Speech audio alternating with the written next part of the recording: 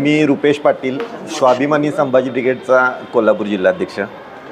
खरं तर मी 7-8 वर्षापासून दूध डेअरीतल्या वजन काट्यांच्यावर काम करायचो.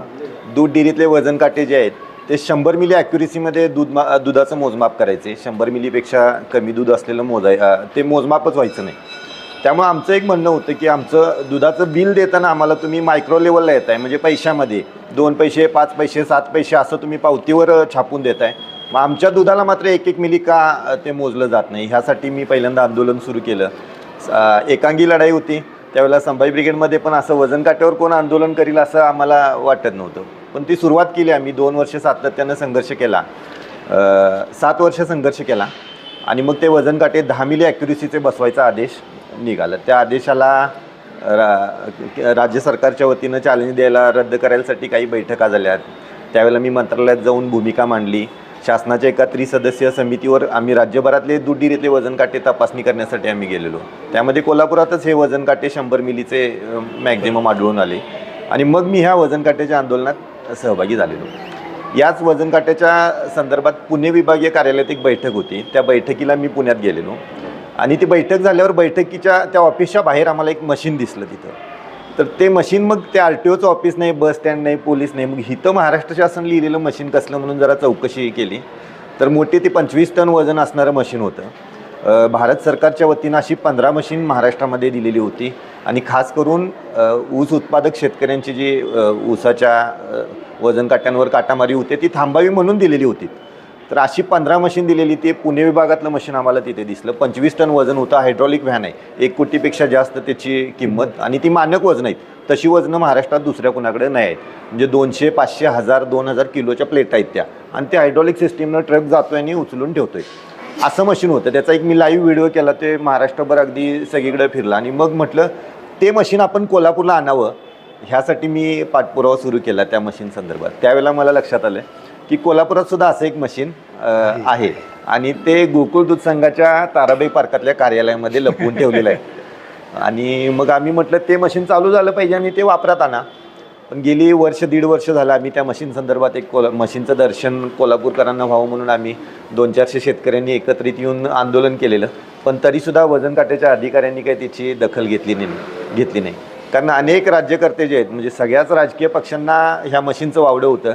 कारण अशा मशीन जाऊन जर अगदी 10 मिनिटामध्ये वजन काट्यावर आपली वजनं ठेवत असतील तर डिस्प्लेमध्ये घोळ असेल तर लगेच समोर येणार. त्यामुळे ह्या कोल्हापुरात, फक्त कोल्हापूर नाही तर महाराष्ट्रामध्ये अशी आलेली 15 मशीन आणि 15 कोटीपेक्षा जास्त तिची किंमत होती. ही मशीन सडवलीत अक्षरशः. म्हणजे हे स्क्रॅप ऑर्डर करायच्या त्या तयारीमध्ये त्यांचं चालू होतं काम.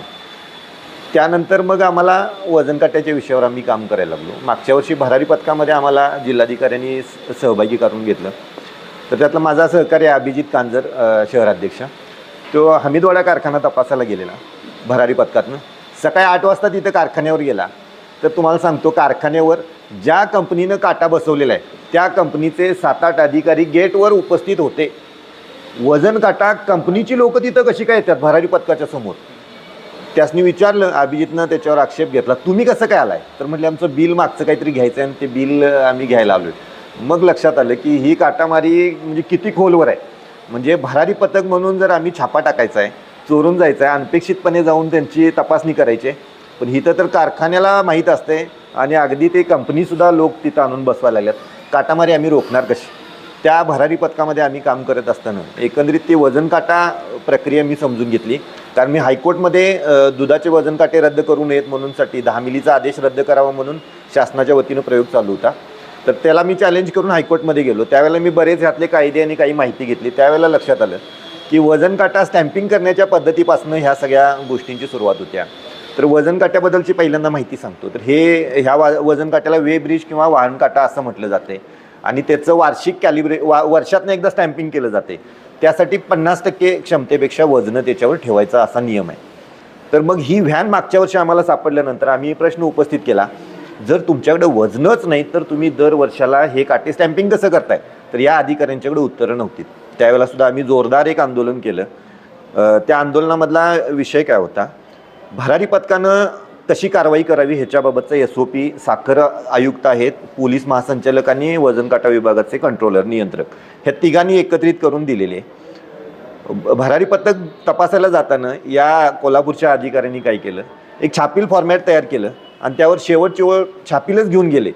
सर्व काटे बरोबर आढळले. पहिल्यांदाच लिहून गेले, त्रुटी लिहायला जागाच नाही आणि कुणीच आक्षेप घेतला नाही. आम्हाला काही माहीतच नाही ना. तर मी 23 कारखान्यांचं 23 रिपोर्ट त्याच्यावर घेतले, एक डिजिटल बोर्ड केला, त्या वजन काटा अधिकाऱ्यांच्याकडे गेलो. हे तुला अगोदर कसं कळलं, जाब विचारला. पण या अधिकाऱ्यांना इथल्या कुणीही राजकीय नेत्यांनी त्याच्यावर बाबा एवढं मोठं सगळं षडयंत्र चालू आहे का विचारावं, जाब विचारायला कोण आलं नाही. आणि काही राजकीय पुढाऱ्यांनीच मला बोलवून हे वजन काट्याचं आंदोलन काही दिवस थांबवा अशा पद्धतीनं सूचना दिल्या किंवा काय त्याला अजून म्हणता येईल तसं प्रकार चालू होतं. तर मी वजन काट्याच्या बाबतीत परत येतो. वजन काटा 50% वजनं ठेवायला पाहिजेत. तर मागच्या अनेक वर्षापासून वार्षिक स्टॅम्पिंग करताना 50% वजनं ठेवली जात नाहीत. म्हणजे 60, 80, 100 टन ह्या क्षमतेचे वजन काटे साखर कारखान्यांमध्ये आहेत. जवळपास 93 वजन काटे साखर कारखान्यांमध्ये आहेत आपल्या कोल्हापूर जिल्ह्यातल्या 23 कारखाने. तर इथली म्हणजे अगदी ते 30 टनापासून 100 टनापर्यंतचे काटे आहेत. तर 100 टनाच्या काट्याला जर स्टॅम्पिंग करायचं असेल वार्षिक तर 50 टन वजन पाहिजे. 80 टनाचा काटा असेल तर त्याला 40 टन वजन पाहिजे. आणि ही वजनं कुठली पाहिजेत, तर ती मानक वजनं, म्हणजे ती लहान वजनं आपल्याकडे जी 20 किलोची वापरली जातात ही मानक वजनं नाहीत. त्या वजनाला प्रत्येक वजनाला 20 टनाला 3 ग्रॅमचा टॉलरन्स येतो. मग तशी जर आपण 50 टन वजनं ठेवायची असतील तर त्याच्यामधला टॉलरन्स आहे तो काट्याला ॲक्युरेसीमध्ये ॲक्युरेट काटा स्टॅम्पिंग होऊ शकत नाही. त्यासाठी वजनं कुठली पाहिजेत, तर ती 500, 1000, 2000 किलोच्या प्लेटा असणारी मानक वजनं पाहिजेत. ही वजनच कोल्हापुरात नाहीत. आम्ही ज्यावेळेला आंदोलन केलं कोल्हापूर जिल्ह्यातल्या मला वाटते मागच्या वर्षाच्या मार्चमध्ये आम्ही आंदोलन केलेलं. तर पुढचे 3 ते 4 महिने, फेब्रुवारीमध्ये आंदोलन केलेलं. पुढचे 3 ते 4 महिने कोल्हापूर जिल्ह्यातले फक्त साखर कारखाना नाही तर खाजगी वजन काटेसुद्धा स्टॅम्पिंग बंद होतं. सगळ्या अधिकाऱ्यांनी सांगितलेलं की तुम्ही वजनं आणल्याशिवाय कोल्हापुरातले वजन काटे स्टॅम्पिंग होणार नाही. का वजनच नाहीत ना. मग तिने ते टाकलं की दुरुस्तकांना ती वजनं आणावीत. म्हणजे ह्या अधिकाऱ्यांचा सगळा कारभार जो चालतोय तो दुरुस्तकांच्या हवाली त्यांनी दिलेला आहे. ती सांगतील तिथं जाऊन त्यांनी स्टॅम्प मारतात. त्याचं तो सगळा तो बिचारा जाऊन करतोय जे काय असेल ते काम. आणि अधिकारी फक्त तिथं नामदारी बावले म्हणून काम करायला लागलेत. त्यामुळं काटा कसा मारला जातोय ह्याच्याबाबतला थोडंसं आम्ही त्याच्यामध्ये गेलो. तर आता हे सामान्य डोळ्यानं पकडता येण्यासारखी ही काटामारीची प्रकार राहिलेले नाहीत. कारण मी दूध डेअरीतल्या वजन काट्यांच्या बाबतीत बघितलं, रिमोटचे काटे दूध डेअरीच्या वजन काट्यांमध्ये आलेले आहेत. बाहेर बसला म्हणजे वरती जाऊन मी उभारलो तर माझं वजन 70 किलो दिसतंय. पण त्यांनी बटन दाबला की मला 70चं 60 करायला त्यासनी काही वेळ लागत नाही. ही सिस्टीम त्यांच्या हातात आहे. जेवढ्या वेळेला प्रेस करू तशा पद्धतीनं जर दूध डेअरीमध्ये वजन काटे आलेले आहेत तर मग मोठ्या वजन काट्याला कुठं अवघड आहे, तिथं तरी सोपं आहे ना. असं जाऊन जर आम्ही वजनं ठेवून बघा म्हणणार ना, त्याच्यात काहीच सापडणार नाही.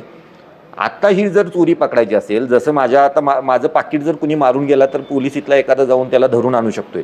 पण माझ्या बँकेच्या अकाउंटवरचं जर पैसे कुणी आता जर ऑनलाईन फ्रॉड करून नेलं तर ह्या पोलिसाला धरता येणार नाही. त्याच्यासाठी सायबर पोलीस पाहिजेत. मग आता ह्या वजन काट्यांच्या बाबतीत सुद्धा अशा पद्धतीची सायबर सिक्युरिटी घ्यायला पाहिजे, तरच हे वजन काटे आपण पकडू शकतोय. वजन काट्यांमध्ये साखर कारखान्याच्या मूळ अजितदादांनी पण आता विषय काढलेला.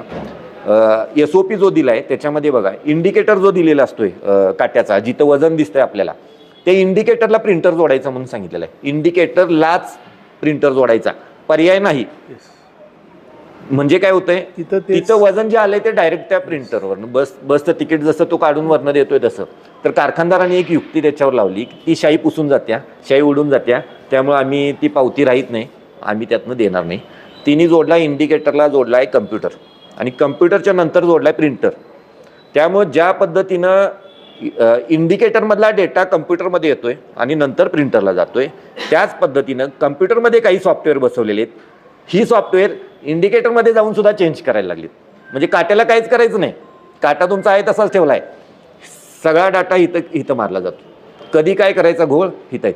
ही सॉफ्टवेअर जर आम्ही भरारी पथकामधनं शेतकरी संघटनांचं प्रतिनिधी म्हणून जातोय, आम्हाला ही काटामारी शोधता कशी येणार, हे सामान्य डोळ्यांचं काम नाही, आमचं काम नाही आहे. त्याच्यासाठी आम्हाला प्रशिक्षण मिळालं पाहिजे अशी आम्ही आता मागणी केलेली आहे. एक झालं हे सॉफ्टवेअर. त्यामुळे ह्या नियमाची अंमलबजावणी केली पाहिजे जोरदार, की वे इंडिकेटरलाच प्रिंटर जोडलेला असायला पाहिजे. पावत्या छापील यायला पाहिजेत. पावतीवर भरलेल्या गाडीचं आणि रिकाम्या गाडीचं दोन्हीचं वजन यायला पाहिजे. इथं कुणीही दोन्ही वजनं कुठल्याही पावतीवर देत नाहीत. पुढे जायच्या अगोदर अजून एक सांगतो, आता ह्या सगळ्यामध्ये वाहनधारक, आता एखादा ट्रक असेल किंवा एखादा ट्रॅक्टर असेल, त्याला त्याचं वजन माहीत असते आपल्या गाडीचं, तरीसुद्धा ती हरकत का घेत नाहीत, गाडीवाल्यांना हरकत घ्यायला पाहिजे ना. त्यानं जर 20 टन ऊस घेऊन आलेला आहे गाडीतनं आणि त्याचं उदाहरण धरू की आपण 10% मारला आणि 18 टनच त्याचं वजन होते, 2% वाहतुकीचं पण त्याचं नुकसान होते. मग ट्रॅक्टरवाले वाहनधारक का मोठ्या प्रमाणात मग कोल्हापुरात बंद करत नाहीत? प्रश्न आहे सर. तर त्याचं पण कारण आहे. त्यासनी वार्षिक त्यांच्या हंगामामध्ये जेवढा ऊस तिने कारखान्याला पुरवठा केला जातोय त्याच्या तुलनेमध्ये त्यासनी इन्सेंटिव्ह दिला जातोय हंगामाच्या शेवटी. त्या हां, मग तो इन्सेंटिव्ह कशासाठी? तर हे काटामारी होत असताना तुम्ही कुणीही आवाज काढायचा नाही. ही केवढी मोठी फसवणूक आहे. आता त्याचं नुकसान, त्याच्या पोटाची त्यांनी व्यवस्था केली. आता तिथं 2 जण परत राहिलीत मागं, ऊस पिकवणारा शेतकरी आणि दुसरा ऊस तोड करणारा मजूर. त्यांचं काय? ठीक आहे, शेतकरी पण आम्ही धरून चालू की त्याच्या हातात काही पैसे यायला लागलेत, 1 एकरामधनं जर आम्हाला सगळं घालवलं तर 10,000 रुपये शिल्लक राहतात, खुश आहे असं धरून चालू. मजुराचं काय? त्याचा पण वाटा मारला गेला. 8%, 10%, 12% आणि रात्रीच खेळ चालू असतोय. कारण हे दुपारच्या वेळेस सगळे ट्रॅक्टर आणायचे आणि जमवून ठेवायचे आणि वजनं करायला रात्रीचं घेऊन यायचं. त्यामुळे आमची एक मागणी आहे त्याच्यामध्ये की कारखान्याच्या गेटच्या आतमध्ये ट्रॅक्टर आल्याबरोबर पहिल्यांदा त्याचं वजन करायचं. कारण तुम्ही 8 तास 10 तास जर त्याला प्रतीक्षा यादीमध्ये बसवणार असाल तर ऊसाचं वजनसुद्धा घटतंय. त्यामुळे आत आल्याबरोबर त्याला भरलेल्या गाडीचं वजन करायला पाहिजे आणि तिची पावती त्याच्या हातात दिली पाहिजे आणि नंतर रिकाम्या झालेल्या गाडीची दुसरी शेवटला. आणि दोन्ही बाजू व्हायला पाहिजेत. म्हणजे ज्या काट्यावर त्याच्या भरलेल्या गाडीचं वजन होते त्याच काट्यावर रिकाम्या गाडीचं सुद्धा वजन केलं पाहिजे. त्याच्यासाठी दुसरा काटा जर असेल तर तिथं सुद्धा ती काटामारी सुरू आहे. अजून एक काटामारीचा प्रकार आहे. एक लोडसेल आहेत, त्याला काट्याच्या खाली 10 लोडसेल असतील, 20 10 लोडसेल वगैरे असते त्याचे. तर ते डिजिटल लोडसेल बसवायचा असा नियम होता. 2 वर्षापूर्वी महाराष्ट्रातल्या काही साखर कारखान्यांनी वजन काट्याच्या पुणे विभागाचा जो अधिकारी आहे त्यांच्याकडे एक पत्र दिलं की आम्हाला डिजिटल लोडसेल बसवायला अजून काही दिवस मुदत लागेल, वेळ लागेल. आणि त्या भादरानं तो डिजिटल लोडसेलचा कायदाच काढून टाकला. का?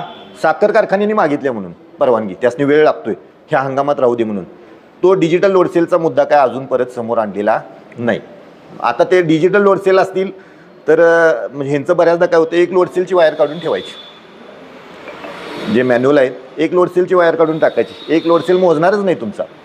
8 ट्रॅक्टर गेलेला असला फिरत राहू देत. मग ज्या वेळेला अधिकारी येणार आहे, आणि अधिकाऱ्यांच्यात काही दम नाही आहे, म्हणजे तुम्ही त्या अधिकाऱ्यासनी वजन काटा अधिकाऱ्यासनी आम्ही बघितलेलं आहे, कालसुद्धा आलेलं आहे एक जण. तर हे काय ते पारदर्शकपणे काम करणार नाहीत. आणि ह्याला ज्याला काटामारी माहीत आहे तर त्याचं तो स्वतःचा दर वाढवून घेतोय. म्हणजे तो काय ते पकडून देणार नाही आणि तेवढं धाडस पण नाही त्यांच्यामध्ये. तर वजन काट्यामध्ये आता एक आहे तो लोडसेल डिजिटलच असायला पाहिजे, त्यावर भर दिला पाहिजे. दुसरा मुद्दा आहे त्याचा जंक्शन बॉक्स एक येतोय. म्हणजे लोडसेलपासून ज्या केबल आलेले आहेत त्या केबल जंक्शन बॉक्समध्ये येतात आणि जंक्शन बॉक्स नंतर इंडिकेटरमध्ये जातात. तर मधल्या जंक्शन बॉक्समध्ये काही डिव्हाइस लावलेले असतात. त्या डिव्हाइसमधनं आणि आम्हाला कळणार पण नाही हे कुठलं काय कसं कळणार आहे. कुणी जरी गेलं, वजन काट्याचा अधिकारी जरी नेला तर त्याला काही कळणार नाही ना.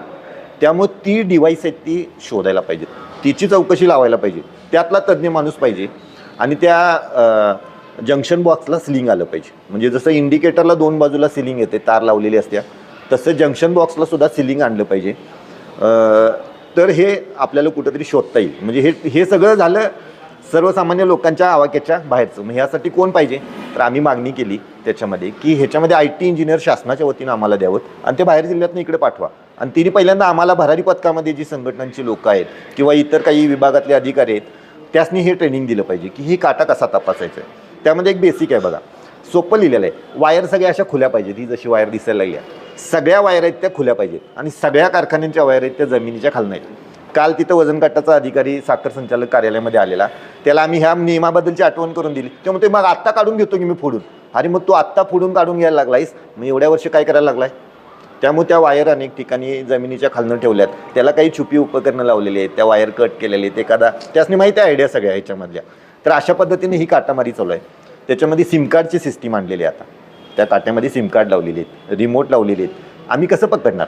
त्यामुळे हे आमच्या क्षमतेच्या पलीकडच्या गोष्टी आहेत. आणि काही एजंटच तिन्ही कारखान्यांनी नेमलेले आहेत, त्यांच्याकडनंच हे काटे बसवून घेतले जातात. ह्यावर अजून एक उपाय आहे किंवा आता ते काही सहजासहजी बदलता येणार नाही. जे इंटरनॅशनल ब्रँडचे काटे आहेत ते वजन काटे इथं वापरायला पाहिजेत. ती ह्याच्यामध्ये काय घोळ घालत नाही. पण हे काय झालं अनेकांच्याकडे, आपल्याकडे बघा सॅमसंग म्हटलं तर आपल्याला वाटतं आंतरराष्ट्रीय, सॅमसुई म्हटलं, ओनिडा म्हटलं तर काय वाटतंय हे बाहेरचे. पण हे मिरज, सांगली, शिरोळमध्ये ह्या ब्रँडचे वजन काटे खरं आहे. म्हणजे आम्हाला वाटलं, मला पण वाटलं सॅमसंग वगैरे ओनिडा, नोकिया असे टाकल्यात. नाव बघितल्यावर वाटते की बाबा हे परदेशी कंपनी आहेत, पण हे सगळे इथं मिरजमध्ये बसून ही काटे तयार व्हायला लागलेत. कोण बघणार आहे याला सर? त्यामुळे हे जे काटे आहेत तर त्या काट्यांच्या बाबतीत पहिल्यांदा व्हायला पाहिजे की ते इंटरनॅशनल ब्रँडचे काटे असायला पाहिजे, त्याची विश्वासार्हता असायला पाहिजे. ह्या काट्यांचे आता ह्या जे काटा पुरवणाऱ्या कंपनी आहेत त्यांनी त्याचे लोडसेल आणि इंडिकेटर हे चायनामधून आणलेले आहेत आणि त्याच्यामध्ये कसा पाहिजे तसा तुम्हाला खेळ करून द्यायची सिस्टीम दिलेली आहे. तुम्ही मोबाईलवरनं ऑपरेट करू शकता. मगाशी म्हटलं तसं जर त्या इंडिकेटरचा डेटा सगळा कम्प्युटरमध्ये येत असेल तर कम्प्युटरचा डेटासुद्धा उलटं घेऊन जाऊन इंडिकेटरला बदलू शकतोय ना. दोन्ही बाजू आहे तो. जसं तुम्ही बोलवल्यावर आम्ही आलोय तसं आम्ही जर बोलवलं तर तुम्ही पण येताय की सर या चहा घ्यायला म्हटलं तर तसं हे दोघांचं मध्ये काम करायला हे कम्प्युटर ठेवलं आहे. तर त्यासाठी आता जर ही काटामारी थांबवायची असेल तर तज्ज्ञ लोक ह्याच्यामध्ये सहभागी व्हायला पाहिजेत. काटामारीच्या बाबतीत अजून काही गोष्टी आहेत. गोपनीयता महत्त्वाची आहे. तर हे भरारी पथक आम्ही म्हणून जातो तर हे अगोदरच तिथं माहीत असते, त्यामुळे ह्यातनं काय सापडणार नाही.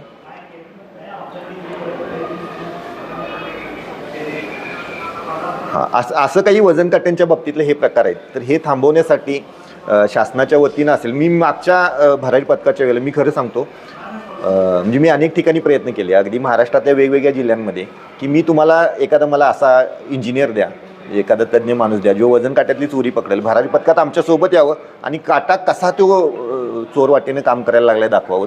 त्याचा महिन्याचा पगार आम्ही देतो, फक्त 1 महिनाभर इथून राहायचं ते ना आमच्याबरोबर या.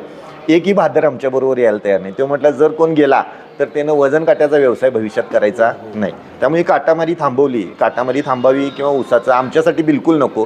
तर शेतकऱ्यांची पुढची पिढी जी आहे त्याचं नुकसान व्हायला लागले. त्यांचं म्हणजे 10वी-12वी नंतर शेतकऱ्याची पोरं पुढे शिकायला तयार नाहीत. MIDCत नोकऱ्या होत्या, आता MIDCच्या नोकऱ्यासुद्धा सरकारनं धोरण बदललं. पहिल्यांदा होतं 80% परमनंट 20% खाजगी, तर आता ते उलटं झालं आणि आता ते 100% खाजगीकरण आलेलं आहे. त्यामुळे शेतकऱ्याच्या पोराच्या हातात काहीच राहिलेलं नाही, शेतकऱ्याच्या हातात पण काय राहिलेलं नाही. हा मुद्दा आहे. त्यामुळे 6% 4% लोकांनी मोठं करण्यासाठी ह्या 96% शेतकऱ्यांचा बळी घेऊ नये ह्या धोरणासाठी आम्ही ह्या आंदोलनामध्ये भाग घेतलेला आहे. मी खरं तर एकांगी एकटाच लढायचो. आता मला हे सगळे भाऊबंद भेटले आणि मला वजन काट्यामुळे त्यांच्यात घेतला आणि मला एक आनंद होतो की आत्तासुद्धा ही जी आंदोलनं चालू आहेत 100-200 रुपये आपण तोंडीमध्ये बोलीभाषेमध्ये बोलायला लागले, पण हे 100-200 रुपये नाहीत. रोज दिवसाला 2 ते 3 कोटी रुपये आहेत. कारण दिवसाला इथं 100-1 लाखापेक्षा जास्त टन गाळप होतोय ऊस. 1 लाख 1.5 लाख टन कोल्हापूर जिल्ह्याचा, बरोबर. आणि मग जर त्याच्यावर 200 रुपये जर म्हटलं, आता वाढलेले जे आहेत तर 200 रुपये म्हटलं तर साधारण 2 ते 3 कोटी रुपये दररोज मिळायला लागलेत. आणि जर हंगामाचा हिशोब काढला तर 400-500 कोटी रुपये शेतकऱ्यांना मिळवून देणारे या संघटना आहेत. त्यामुळे मी या सर्व संघटने म्हणजे आधीपासून या सगळ्या झगडणारी लोक, या सगळ्या संघर्षाला मी सलाम करतो आणि मी इथनं पुढे सुद्धा या शेतकरी आंदोलनामध्ये सर्वांच्या सोबत राहील.